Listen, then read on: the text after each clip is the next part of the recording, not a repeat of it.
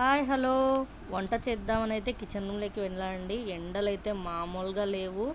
చూడండి వేడికి నాకు చెమట ఎలా పడుతుందో. ఆ వేడికి ఎందుకు లేనన్నా అన్నా కూడా మా కూతురు వినండి అక్కడే కూర్చొని నేను కూడా చేస్తాను మమ్మీ వంట అంటూ వచ్చిందండి. చూడండి ఈరోజు అయితే నేను ఫ్రైడ్ రైస్ చేస్తున్నానండి, వెజిటేబుల్ ఫ్రైడ్ రైస్. దానికి కావాల్సిన ముందుగా అయితే కట్ చేసి పెట్టుకున్నాను అండి. Carrot, potato, chilli, tomato, onion, capsicum, అందులోకి కొంచెం కొత్తిమీర, ఒక హాఫ్ లెమన్, కొంచెం అల్లం వెల్లుల్లి పేస్ట్, కారం, పసుపు, కొంచెం ఉప్పు, గరం మసాలా, ధనియాల పొడి అండి, అలాగే కొన్ని పోపు దినుసులు, కొంచెం కరివేపాకు అండి కావాల్సిన పదార్థాలు ఫ్రైడ్ రైస్కి.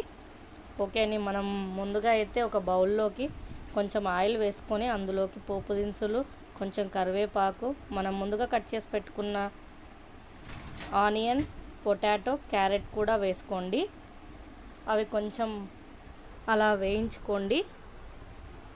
అలా కొంచెం వేగిన తర్వాత ముందుగా కట్ చేసి పెట్టుకున్న క్యాప్సికమ్ అండ్ చిల్లీ కూడా వేసి బాగా వేయించుకోవాలండి. ఆయిల్ పైకి తేలేంత వరకు వేయించుకుంటూ ఉండాలి.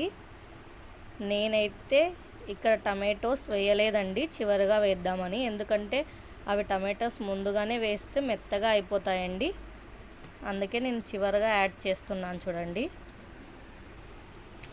అందులో కొంచెం సాల్ట్ కూడా వేసి వేయించుకోండి, ఎందుకంటే సాల్ట్ వేస్తే తొందరగా వేగుతాయండి. నేనైతే ముందుగా అయితే రైస్ చేసి పెట్టుకున్నానండి, ఎందుకంటే చల్లారాలి కదా.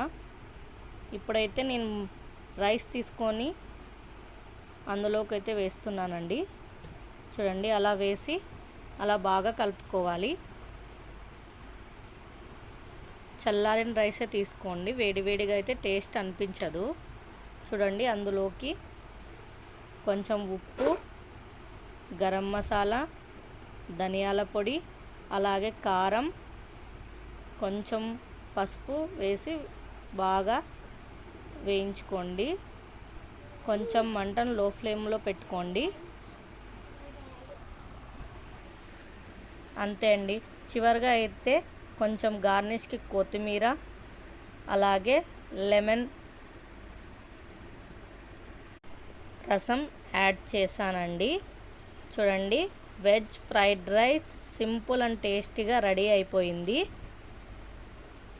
నేను మరెన్నో వీడియోస్ చేయాలంటే మీరు ముందుగా నన్ను సబ్స్క్రైబ్ చేసుకోండి ఫ్రెండ్స్. Okay friends, bye.